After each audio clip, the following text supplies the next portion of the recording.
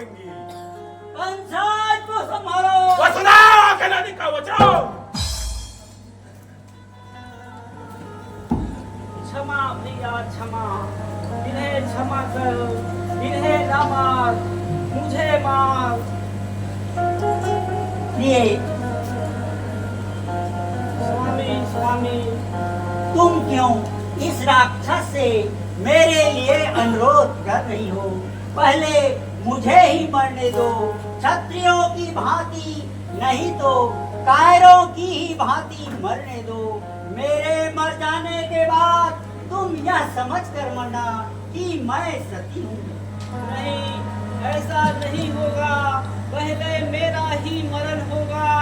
धन्य है वह मृत्यु जो तुम्हारे सामने हो, धन्य है वह आत्मा जो तुम्हारे श्री चरणों का दर्शन करती हुई इस शरीर से पृथक हो।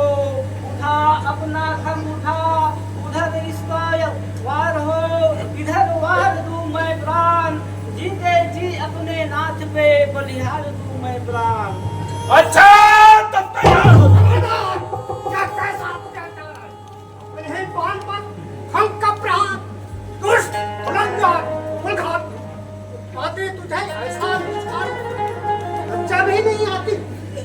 तुम यहाँ इस समय क्यों चले आए? वाह वाह, पिता से कह रहा हूं, इस समय तुम तो यहाँ चले आए और तुम इन अपराधियों का रक्त बहाया और तेरे पिता इस मथुरा नगरी का राजा उग्रसेन यहाँ आने नहीं ले पाए। बतलाओ यह दोनों तेरे कौन है? कौन है? बहन और बहनोई। नहीं, बैरिन और बैरी, चले जाइए। आप अपने बड़प्पन को रखना चाहते हैं तो इस समय यहाँ से चले जाइए, अन्यथा पिता के पद का भी मान नहीं रहेगा। आप यदि बीच में आए तो यह खंड किस पर चले ये ध्यान नहीं रहेगा। चलने दो, धर्म यही है। बच्चों के आगे बाप का सर जाए तो जाए, पर बाप के होते उन्हें कुछ भी याद न आवे। मेरे इस खंड को इस धर्म की भी परवाह नहीं है। तो मुझे भी कुछ चिंता नहीं है, चाहे इस बुरे शरीर पर चल जाए अनेक तलवार, पर हम न होने देंगे हमारे होते ही अत्याचार। हमको तो अब मरना ही है, सिर पर नाच रहा है काल, पर पुत्री और जमाता का देख सकते नहीं हाल। नहीं देख सकते तो तुम जानो, बट्टा न लगे पार का वीरों की आग में। जा नहीं सकता यह खंड वापिस म्यान में। भूल जा इस विचार को, भूल जा अत्याचार के समय इस नीति के उद्गार को भूल जा। और यदि सर उठाएगा तो यह वृद्ध उग्रसेन अभी तुझे बंदी बनाएगा, कारागार भिजवाएगा। बंदी कौन? कंस? किसकी आज्ञा से? मेरी आज्ञा से, इस मथुरा नगरी का राजा महाराज उग्रसेन की आज्ञा से। तुम्हारे बुढ़ापे के साथ साथ तुम्हारा शासन काल भी अब बूढ़ा हो गया। अब से मैं मथुरा का राजा हुआ, मुझे मथुरेश कहो। इस समय से तुम्हारे ये सभासद मेरे सभासद, अब ये तुम्हारे रहे मेरे सेवक हैं। देखता हो किसके हाथ में पड़ती है हथकड़ी, पहुंचा पकड़ के किसको जकड़ती है हथकड़ी। बजरंग,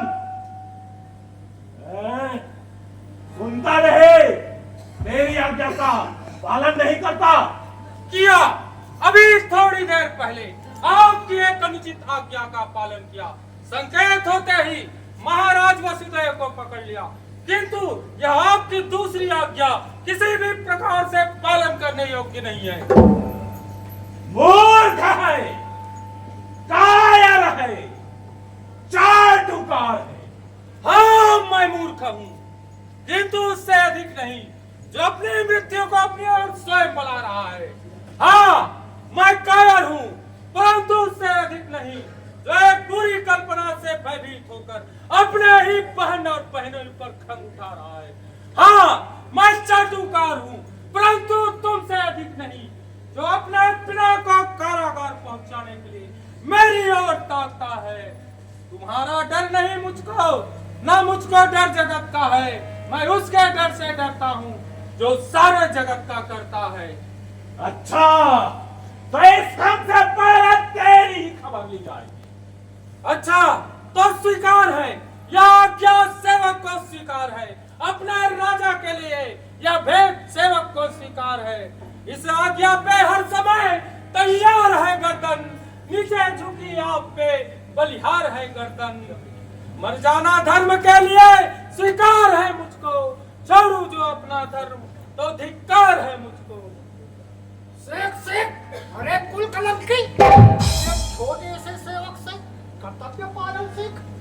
सब सीख चुका, बस कर जा। कर्तव्य पूरा हुआ।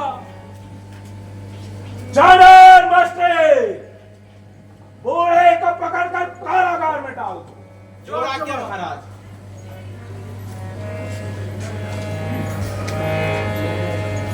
ले जा बूढ़े को। हाँ, ऐसे पुत्र से तो बिना पुत्र का होता समझे। पिता पुत्र के हित में क्या क्या करके ना दिखाता है, उसे कलेजे के समान उसे पढ़ाता है, लिखाता है, खिलाता है, पिलाता है, लाडला लाल बनाता है, संपत्ति का मालिक भी बनाता है, मगर बेटे का क्या व्यवहार है? कल तू मेरा बेटा है। हाँ, मैंने तुझे पाल पोस कर इतना बड़ा किया, जिसका बदला तूने ना दिया, बुढ़ापे में इस प्रकार तुमने मुझे पाल पोस कर बड़ा किया। ये तो पिता का धर्म है कि अपने पुत्र का लालन पालन करे। और पुत्र का क्या धर्म है? यही कि अपने पिता से अपना लालन पालन कराए और बड़ा होकर उसे आंखें दिखाए, उसे तरह तरह के जूतन सिखाए, उसे अपमान करावे, उसे मारने को तैयार हो जाए, उसे बंदी बनाए, उसे कारागार भिजवाए। अरे नीच जात की, निर्लज्ज, नरधम, नरपिशाच, तुझे बूढ़े पिता का साप है तो चल न पावे, मतलब तेरे कर्मों का फल सामने आवे। जिस देवकी पर है तू खंग उठाए, संतान उसी का तेरा अस्तित्व मिटावे। परमात्मा जो होवे तो पुत्र सको, नहीं तो मर जाए, गर्भ में भी ही ऐसा होवे कुपुत्र। ले जा बूढ़े को। आए कैसा करुण पूर्ण शिष्य है मथुरेश। हम पृथ्वी की गोद में तो पड़े हुए हैं, मरने के पहले हमारी एक शंका निवृत्त कर दीजिए। पूछिए। आप इतने क्रोध आतुर हो रहे हैं, इसका कारण क्या है? मुझे यह विदित हुआ है कि देवकी का आठवां लाल मेरा काल होगा। यह आपको कैसे विदित हुआ? कल्पना से, किसी सूक्ष्म विचार से, या फिर अपनी अंतरात्मा की किसी गुप्त झनकार से। तो क्या इसका उपाय हमें मार डालने के अतिरिक्त और कुछ नहीं है? यदि आप हमें छोड़ दे तो हम आपको आठवां पुत्र भेंट करेंगे, और जो नहीं किया तो हम दोनों को मार डालना। विश्वास नहीं, घोड़े को पकड़ने से पहले ही नष्ट कर देना चतुराई है, शत्रु को जीता छोड़ देना बुराई है।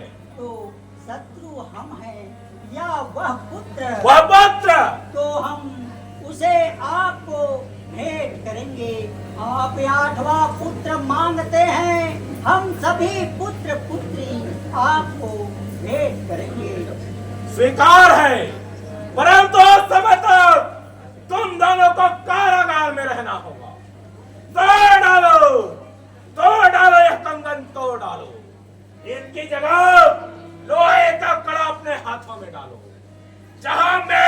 की थी अब तक, वहां बेड़े पड़ी होगी। जहां बंधा था कंगन, वहां हथकड़े हो गए। चादर, मुस्टिक, देव की वसुदेव को ले जाकर कारागार में डाल दो और कड़ा पहरा लगा दो, और मुझे पल पल की खबर देते रहना। जो आज्ञा महाराज।